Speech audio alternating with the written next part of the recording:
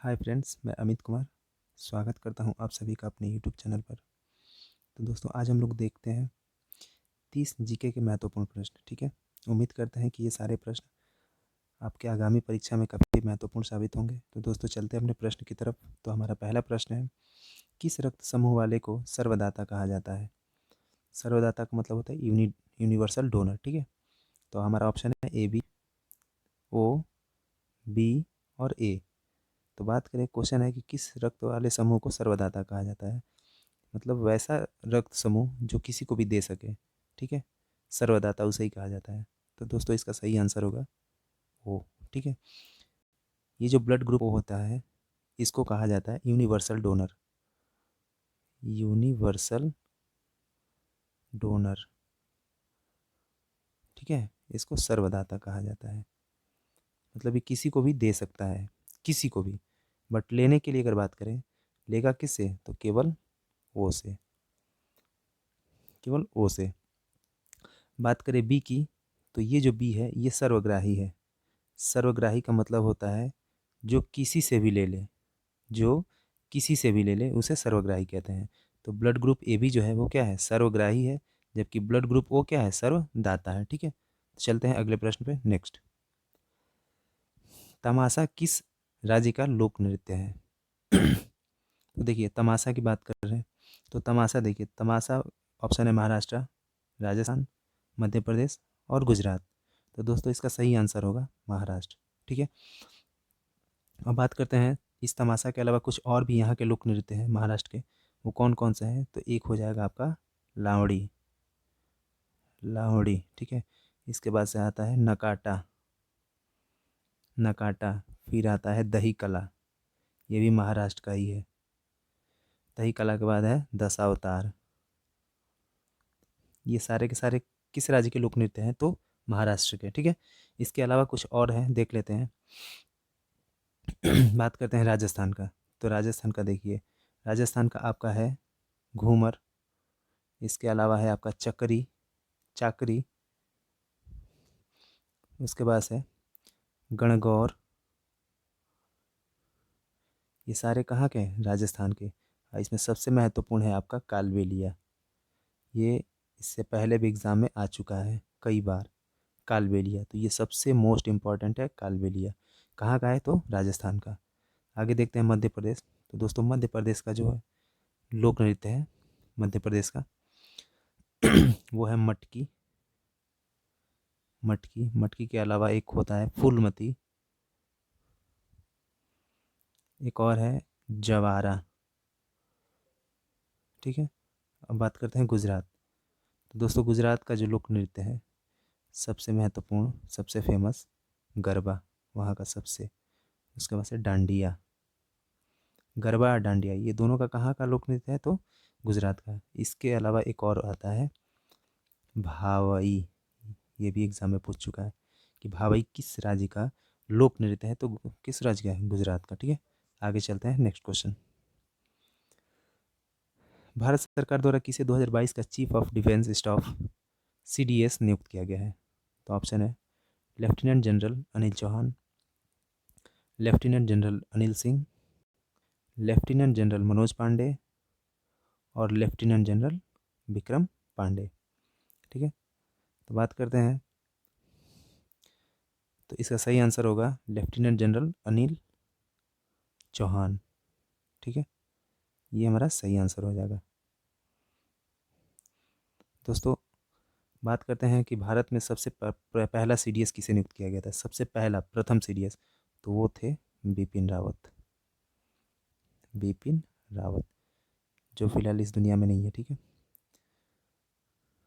बात करते हैं नेक्स्ट क्वेश्चन, भोर का तारा किस ग्रह को कहा जाता है? मंगल, शुक्र, पृथ्वी और बुध। तो दोस्तों, भोर का जो तारा है वो किसे कहा जाता है? तो भोर का तारा शुक्र को कहा जाता है। ठीक है, और इसे ही शाम का या संध्या का तारा भी कहा जाता है। शाम का तारा भी इसे ही कहा जाता है। ठीक है, इसके अलावा बात करें मंगल ग्रह। तो दोस्तों, मंगल ग्रह का 2 उपग्रह होता है। एक होता है फोबोस और दूसरा होता है डीमोस। ये 2 उपग्रह है किसके, मंगल के। इसके अलावा पृथ्वी की बात करें तो पृथ्वी का एकमात्र उपग्रह है चंद्रमा। कौन सा, चंद्रमा। इसके अलावा बुध, तो बुध का कोई उपग्रह नहीं है, ठीक है। तो चलते हैं अगले क्वेश्चन पे, नेक्स्ट। भोजन पाचन की शुरुआत कहाँ से होती है, मुंह से, अमाशय से, अग्नाशय से या छोटी आंत से। तो दोस्तों भोजन पाचन की जो शुरुआत होती है वो हमारे मुंह से होती है। इसका ऑप्शन नंबर 1 ए राइट होगा, ठीक है। अब बात करते हैं कि देखिए भोजन पाचन की शुरुआत कहाँ से होती है, तो भोजन पाचन की जो शुरुआत होती है मुंह से। वो किस माध्यम से होती है, तो वो अम्लीय माध्यम से होता है। किस माध्यम से, अम्लीय माध्यम से। अब बात करें कि भोजन पाचन का अंतिम, मतलब भोजन का अंतिम पाचन कहाँ होता है या पूर्ण पाचन कहाँ होता है, तो वो होता है आपका छोटी आंत में। यहाँ पे देखिए कहाँ पे होता है, छोटी आंत में। यहाँ पे होता है भोजन का पूर्ण पाचन। मुंह में किस माध्यम से होता था, तो मुंह में अम्लीय माध्यम से भोजन पचता है, ठीक है। जबकि छोटी आंत में क्षारीय माध्यम से। तो ये 2 चीज़ याद रखेंगे कि मुंह भोजन पाचन की शुरुआत कहाँ होती है, तो मुंह से। जबकि भोजन का पूर्ण पाचन कहाँ होता है, तो छोटी आंत में। भोजन पाचन की शुरुआत किस माध्यम से होती है, तो अम्लीय माध्यम से। लेकिन भोजन का पूर्ण पाचन किस माध्यम से होता है, तो क्षारीय माध्यम से, ठीक है। चलते हैं अगले क्वेश्चन पे, नेक्स्ट। किस रंग का तरंग सबसे कम होता है। तो पहला ऑप्शन है लाल, पीला, बैंगनी और नीला। दोस्तों बात करें तरंग दैर्घ्य के बारे में पूछा है, तो तरंग दैर्घ्य किस रंग का सबसे अधिक होता है, तो इसका सही आंसर होगा ऑप्शन ए, लाल का सबसे ज़्यादा तरंग दैर्घ्य होता है। बात करें कि तरंग दैर्घ्य सबसे कम किसका होता है, तो बैगनी का सबसे कम होता है। इसके अलावा अगर बात करें कि बताइए अपवर्तनांक, अपवर्तनांक सबसे ज़्यादा किसका होता है, तो ये होता है बैगनी का सबसे ज़्यादा, ठीक है, अधिक। सबसे अधिक किसका होता है, तो बैगनी का। जबकि लाल का क्या होता है, अपवर्तनांक सबसे कम होता है, सबसे कम होता है। इसके अलावा बात करें कि बताइए प्रकीर्णन, प्रकीर्णन किसका सर्वाधिक होता है, तो बैगनी का सबसे अधिक, ठीक है, और लाल का सबसे कम। तो इस तरीके से दोनों याद रखेंगे, ठीक है। प्रकीर्णन किसका सबसे ज़्यादा होता है, तो बैगनी का। और अपवर्तनांक सबसे ज़्यादा किसका होता है, तो बैगनी का। जबकि तरंगदैर्घ्य सबसे ज़्यादा किसका होता है, तो लाल का, और सबसे कम बैगनी का, ठीक है। चलते हैं अगले क्वेश्चन पे, नेक्स्ट। सूर्य की परिक्रमा सबसे कम समय में लगाने वाला ग्रह कौन सा है, बुध, बृहस्पति, शुक्र और मंगल। तो दोस्तों इसका राइट आंसर हो जाएगा बुध। ये कितने दिन में लगाता है, तो केवल 88 दिनों में ये सूर्य की एक चक्कर लगा लेता है। चलते हैं अगले क्वेश्चन, नेक्स्ट। किस अधिनियम के तहत द्वैत शासन को केंद्र में लागू किया गया था, 1919, 1909, 1992, सॉरी 1892 और 1935, ठीक है। तो दोस्तों इसका सही आंसर होगा 1935। चलते हैं अगले क्वेश्चन पे, नेक्स्ट। इस क्वेश्चन से पहले थोड़ा सा एक बार और देख लेते हैं। इसमें एक ऑप्शन दिया हुआ है 1999, तो दोस्त 1919। तो दोस्तों देखिए यहाँ से एक क्वेश्चन आता है कि बताइए खिलाफत आंदोलन, खिलाफत आंदोलन कब शुरू किया गया था, 1919 में, ठीक है। बात करते हैं मार्ले मिंटो सुधार, एक आता है मार्ले मिंटो सुधार कब लाया गया था, तो 1909 में। मार्ले मिंटो सुधार, ठीक है। चलते हैं अगले क्वेश्चन, नेक्स्ट। अम्ल का पीएच मान कितना होता है, 0 से 7, 0 से 14, 6 से 14 और 7 से 14।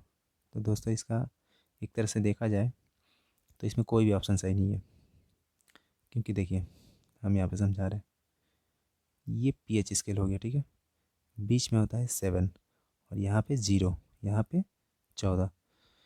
अब देखिए जब हम 0 से 7 की तरफ बढ़ते हैं, ठीक है, जैसे जैसे हम बढ़ते जाते हैं तो यहाँ पे एक ऐसा पॉइंट आएगा जहाँ पे लगभग आपका हो जाएगा 6.99, ठीक है।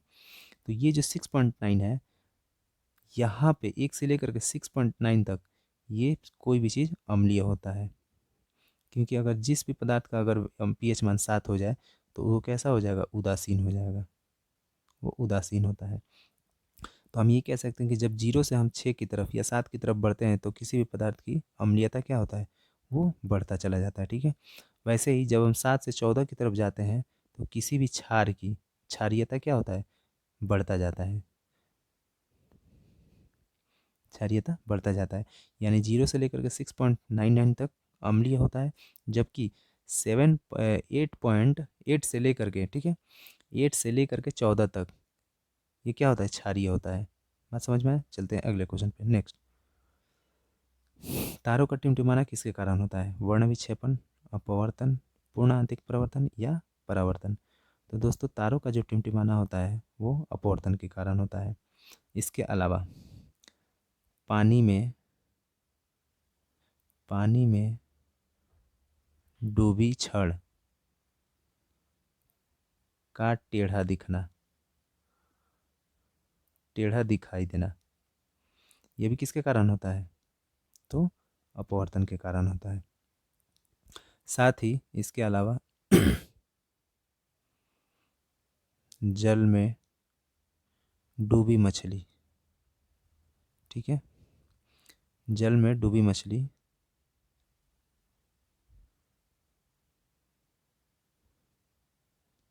वास्तविक ऊंचाई से, वास्तविक गहराई से, वास्तविक गहराई से थोड़ा ऊपर दिखना,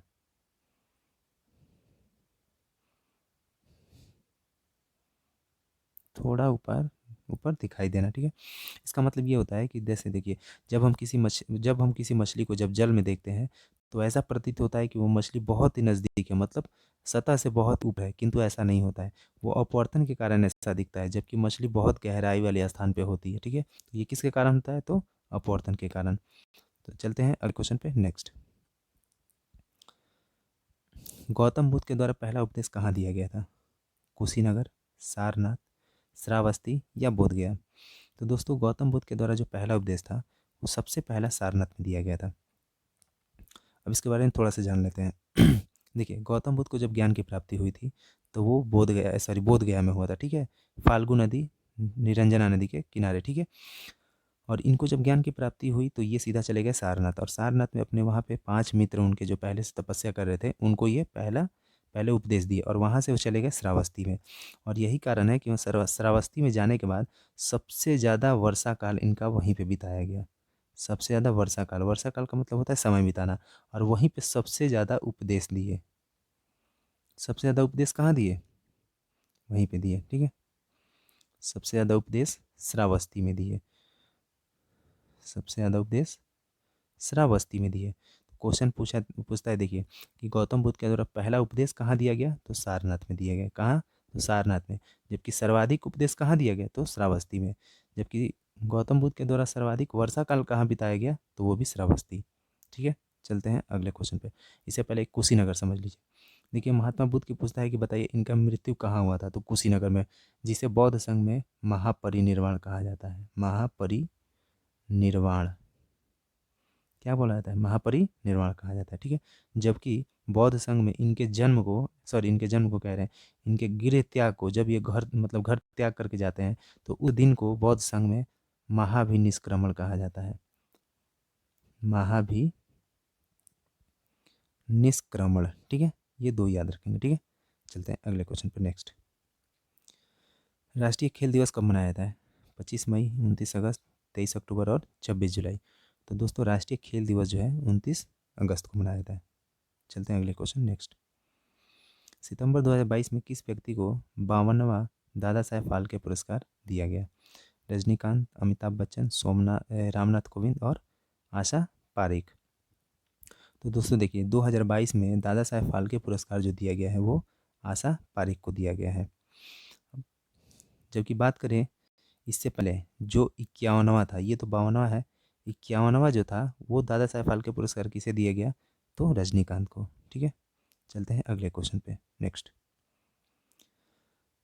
किस व्यक्ति को 31वां सरस्वती सम्मान दिया गया, आशा भोसले, डॉक्टर शरण कुमार लिम्बाले, रामदरस मिश्र और कृष्णा सोबती। तो दोस्तों इसका सही आंसर होगा रामदरस मिश्र को। ठीक है, 31वां सरस्वती सम्मान। जबकि बात करें इससे पहले तीसवा जो दिया गया था वो किसे दिया गया था, तो तीसवा दिया गया था डॉक्टर शरण कुमार लिम्बाले को। ठीक है, चलते हैं नेक्स्ट क्वेश्चन। मुस्लिम लीग की स्थापना कब हुई थी? 1911, 1906, 1905 और 1909। तो बात करें दोस्तों, देखिए मुस्लिम लीग की जो स्थापना की गई थी वो किया गया था 1906 में। बात करें डेट की तो देखिए 30 दिसंबर 1906 को 1906 को मुस्लिम लीग की स्थापना की गई। और इसकी स्थापना जो हुई है वो ढाका में किया गया। ढाका कहाँ है, तो बांग्लादेश में, बांग्लादेश में। ठीक है, इसके अलावा बात करें कि मुस्लिम लीग की जो स्थापना है वो किसके द्वारा किया गया था, तो उसमें दो व्यक्ति थे। पहला सलीमुल्लाह खां,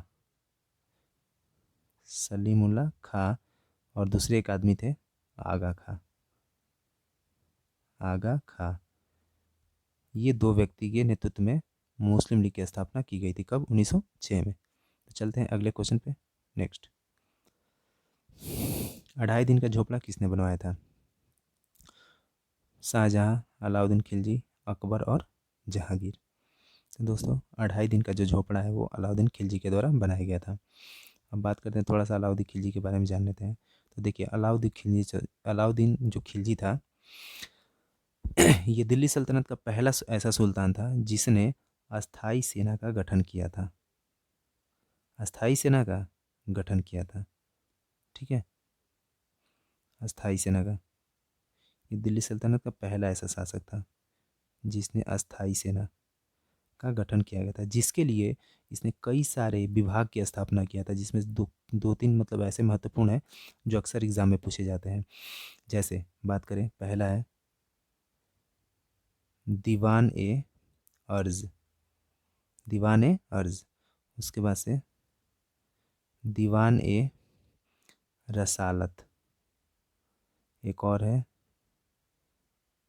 दीवान ए इंसा। ये तीन महत्वपूर्ण है। ठीक है, चलते हैं अगले क्वेश्चन पे। नेक्स्ट, इसके अलावा एक और चीज़ है, अलाउद्दीन खिलजी जो है ये दिल्ली सल्तनत का पहला शासक था जिसने बाजार प्रणाली को लागू किया था, बाजार प्रणाली को लागू किया था। साथ ही ये दिल्ली सल्तनत का पहला शासक था जिसने भूमि की माप करवाया था, भूमि की माप। ठीक है, चलते हैं अगले क्वेश्चन पे। नेक्स्ट, 2022 में इसरो के नए चेयरमैन के रूप में किसे नियुक्त किया गया है? ए के सुब्रमण्यम, जी सतीश रेड्डी, ए सोमनाथ और के सिवन। तो बात करते हैं दोस्तों, इसका जो सही आंसर होगा वो होगा के एस सोमनाथ। ठीक है, बात करते हैं, देखिए भारत सरकार के द्वारा जो इसरो का नया चेयरमैन चुना गया है वो एस सोमनाथ को। अब बात करते हैं, इससे पहले जो थे, एस सोमनाथ से पहले वो थे आपके के सिवन। ठीक है, इनके स्थान पे अब कौन आ गया है? एस सोमनाथ। चलते हैं अगले क्वेश्चन पे। नेक्स्ट, लोकसभा सदस्य की न्यूनतम आयु कितनी होती है? 30, 25, 22 या 35 वर्ष। तो बात करें लोकसभा सदस्य की सबसे न्यूनतम आयु जो कितनी होती है, तो वो होती है 25 वर्ष। ठीक है, 25 वर्ष। बात करते हैं कि राज्यसभा, तो राज्यसभा का होता है न्यूनतम कितना? 30 वर्ष। ठीक है, चलते हैं अगले क्वेश्चन पे। नेक्स्ट, और ये 35 जो दिया हुआ है, 35 वर्ष न्यूनतम किसकी आयु होनी चाहिए? तो राष्ट्रपति के लिए, राष्ट्रपति या राज्यपाल के लिए न्यूनतम आयु कितनी होनी चाहिए? 35, याद रखेंगे। चलते हैं अगले क्वेश्चन पे। नेक्स्ट, इंद्रधनुष में कितने रंग बनते हैं? 6, 8, 5 या 7। तो दोस्तों इंद्रधनुष में टोटल 7 रंग बनते हैं। ठीक, कौन कौन से, तो ऐसे याद रखेंगे। विव की ओर, ठीक है, वी से वॉयलेट, आई से इंडिगो, बी से ब्लू, जी से ग्रीन, वाई से येलो, ओ से ऑरेंज और आर से रेड। ठीक है, चलते हैं अगले क्वेश्चन पे। नेक्स्ट, 2022 में नीति आयोग का नया उपाध्यक्ष किसे नियुक्त किया गया है? राजीव कुमार, रमेश चंद्र पाल, सुमन केबेरी और अरविंद पनगड़िया। तो दोस्तों 2022 में भारत सरकार के द्वारा नीति आयोग का जो उपाध्यक्ष चुना गया है वो है सुमन के बेरी। ठीक है, ऑप्शन नंबर सी। बात करते हैं, थोड़ा सा जान लेते हैं नीति आयोग के बारे में। तो दोस्तों देखिए, ये जो नीति आयोग है ये 1 जनवरी 2015 में, ठीक है, ये किसका स्थान लिया है? तो ये योजना आयोग का। किसका? योजना आयोग। योजना आयोग की स्थापना कब किया गया था? तो 1950 में। तो इस तरह से क्वेश्चन ये बना कि बताइए कि योजना आयोग के जो प्रथम अध्यक्ष थे वो कौन थे? ठीक है, तो पंडित जवाहरलाल नेहरू। पंडित जवाहरलाल नेहरू, ठीक है। जबकि नीति आयोग के पहले अध्यक्ष कौन बने? तो नरेंद्र मोदी। कौन? नरेंद्र मोदी। क्योंकि देखिए दोस्तों, नरेंद्र मोदी के आने के बाद ही इस योजना आयोग का नाम बदल करके क्या कर दिया गया? नीति आयोग। ठीक है, जिसके पहले अध्यक्ष नरेंद्र मोदी ही थे और योजना आयोग के पहले अध्यक्ष जवाहर नेहरू। क्योंकि ये जो योजना आयोग योजना आयोग है या नीति आयोग, इसके अध्यक्ष कौन होते हैं? तो भारत के प्रधानमंत्री होते हैं। ठीक है, अब बात करते हैं कि इस नीति आयोग के पहले उपाध्यक्ष किसे बनाया गया? तो दोस्तों इसका सही आंसर होगा अरविंद पनगड़िया। ये नीति आयोग के पहले उपाध्यक्ष हैं। ठीक है, वर्तमान में कौन है? तो सुमन के बेरी। सुमन के बेरी। ठीक है, चलते हैं अगले क्वेश्चन पे। नेक्स्ट, एक समान नागरिक संहिता की चर्चा किस अनुच्छेद में किया गया है? अनुच्छेद 33, अनुच्छेद 32, अनुच्छेद 39 और अनुच्छेद 44। तो दोस्तों देखिए, एक समान नागरिक संहिता की बात करें तो वो उसका चर्चा किया गया अनुच्छेद 44 में। इसके अलावा बात करते हैं अनुच्छेद 39 में किसका चर्चा किया गया? तो इसमें देखिए, एक समान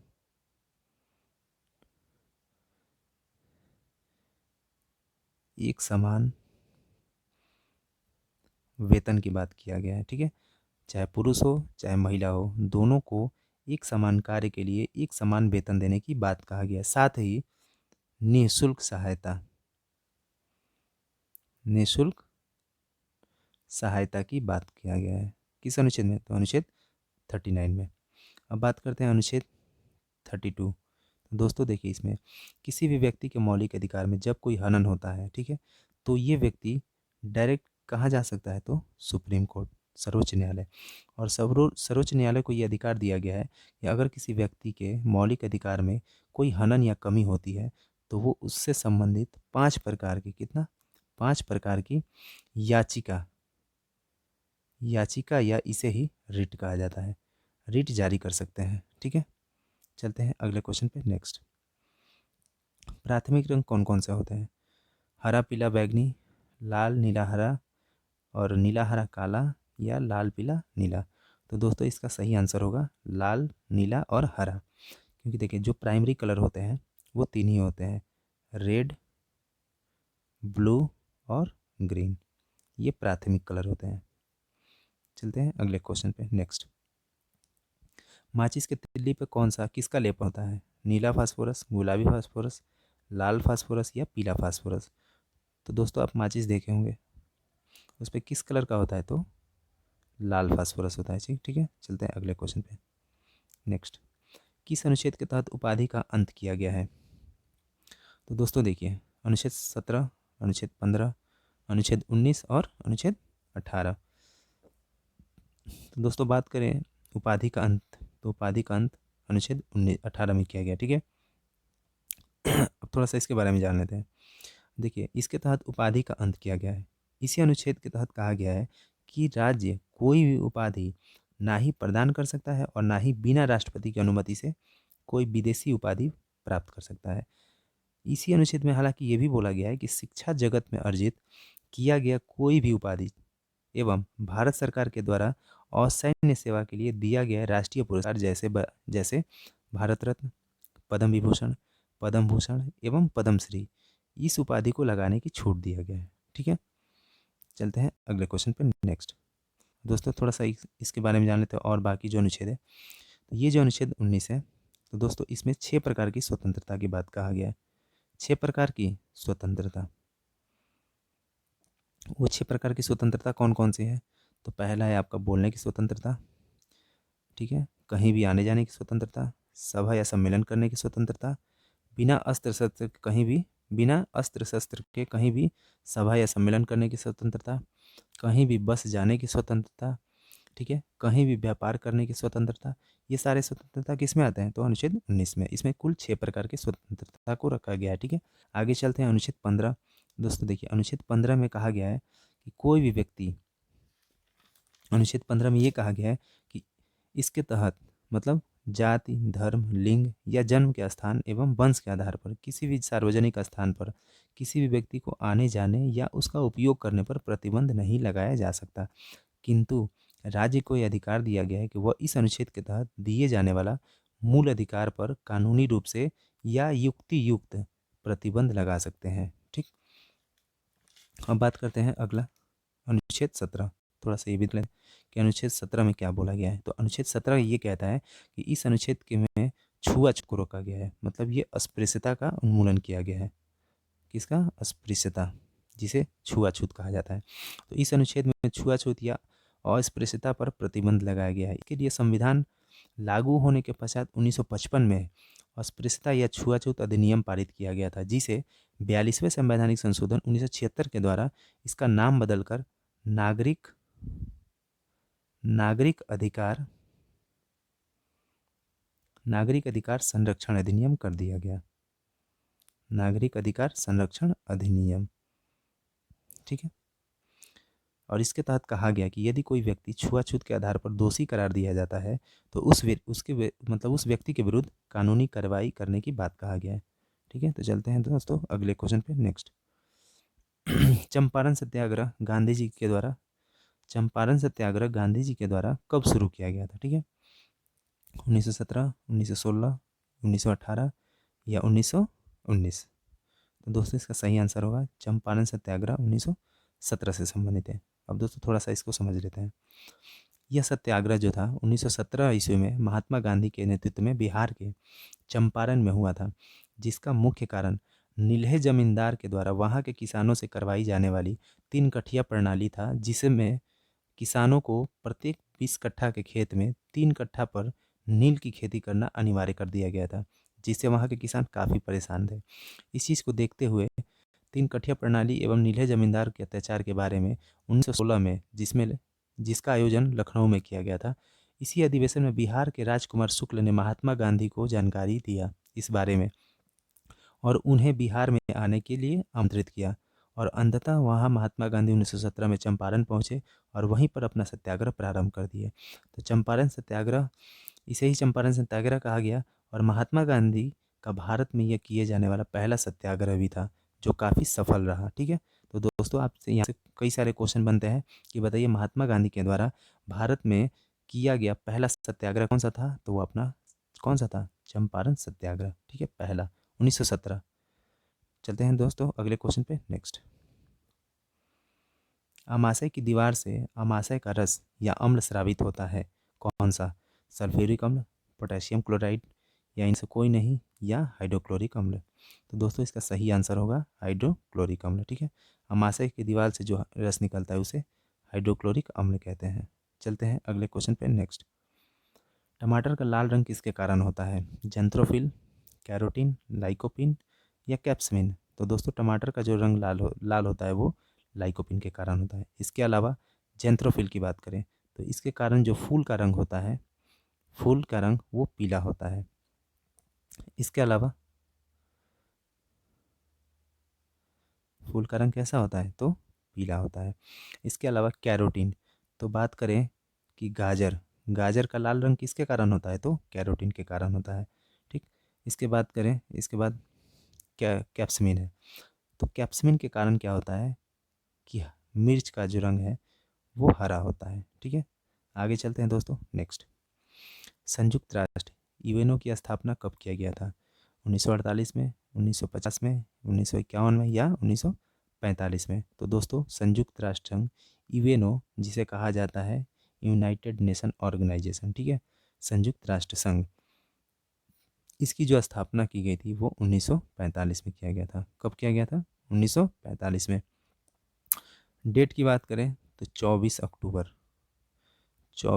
1945 में इसकी स्थापना की गई। अब बात करते हैं कि इसका जो मुख्यालय है, संयुक्त राष्ट्र संघ का जो मुख्यालय है वो कहाँ पे है? तो न्यूयॉर्क में। कहाँ पे है? न्यूयॉर्क में।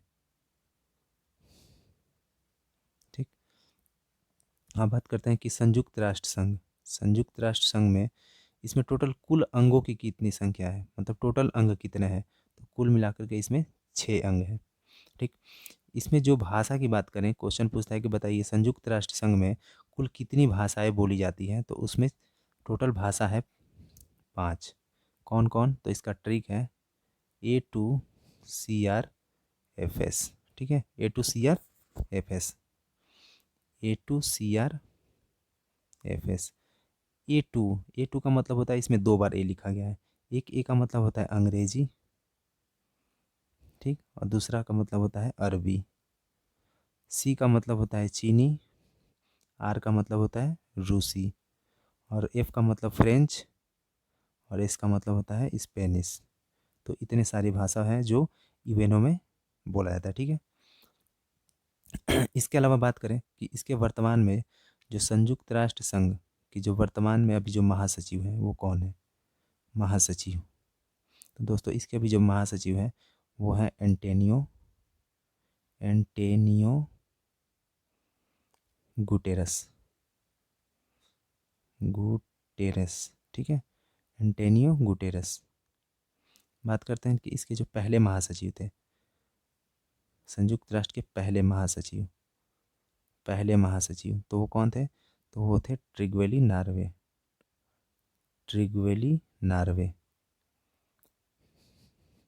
ठीक है दोस्तों, अब बात करते हैं, अगले क्वेश्चन पे चलते हैं। नेक्स्ट, वर्तमान में कुल केंद्र शासित प्रदेश की संख्या कितनी है? 6, 7, 8 या 9? तो दोस्तों वर्तमान में जो केंद्र शासित की प्रदेश की संख्या है वो टोटल 8 है। ठीक है, चलते हैं अगले क्वेश्चन पे। नेक्स्ट, कर्नाटक की राजधानी कौन सी है? तमिलनाडु, बेंगलुरु, हैदराबाद या चेन्नई? दोस्तों इसका आंसर होगा बेंगलुरु।